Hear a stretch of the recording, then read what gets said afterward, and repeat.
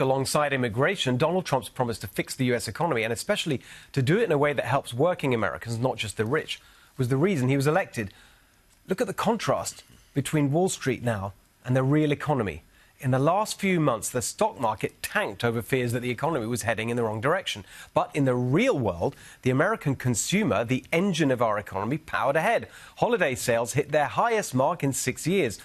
Wall Street hates the president's policies on trade because they make life harder for rich corporate executives with a globalist outlook. But in the real world, they're helping exactly the people in this country that Donald Trump promised to help.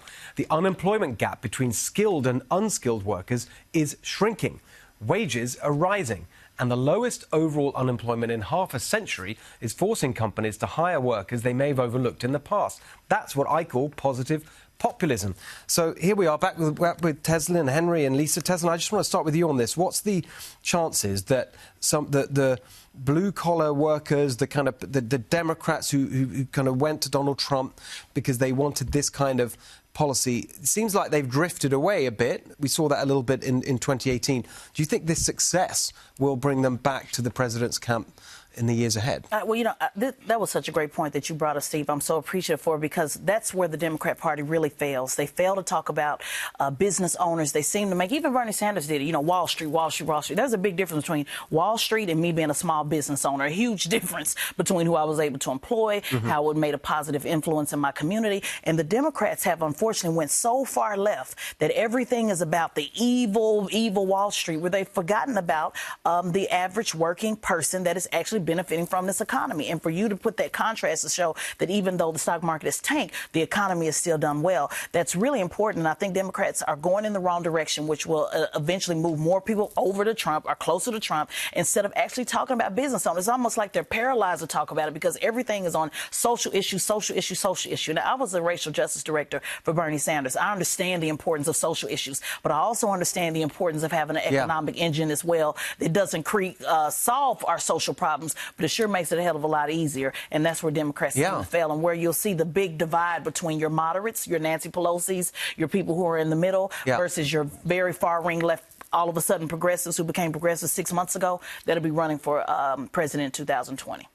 This Wall Street, I mean, if you just look at that, you think, oh my, everything's falling apart. But all the time, you've just had good news for the American worker. Yeah, no, it's been great news for the American worker, and it's going to get better. We've got that big increase in manufacturing jobs you talked about.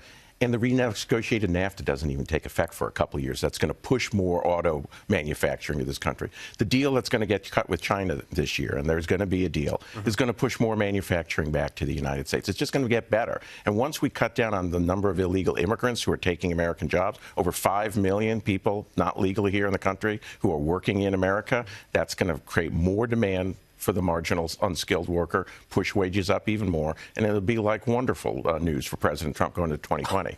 Very optimistic, but sometimes I think that the Wall Street negativity could sort of infect the real economy. Potentially, but and also I think the coverage of the White House affects I think Wall Street as well, in the sense of if the media focuses on volatility, then I think that's going to translate in the market personally. But the reason why I think with the blue collar workers with 2018 Republicans didn't do quite as well is because President Trump wasn't on the ballot, and President Trump's path through the victory through the White House was always through the Rust Belt, and again in 2020 it's going to be through the Rust Belt. And I think why President Trump was so refreshing to a lot of these blue collar workers is, one, you had President Obama that pursued a policy of identity politics and forgot about the rest of America, especially middle America. And President Trump spoke to those people. And you also had, look at an issue like coal.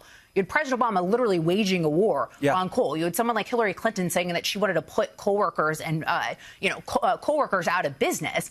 And then here you have a President Trump coming in, or a candidate Trump coming in and saying, I care about you.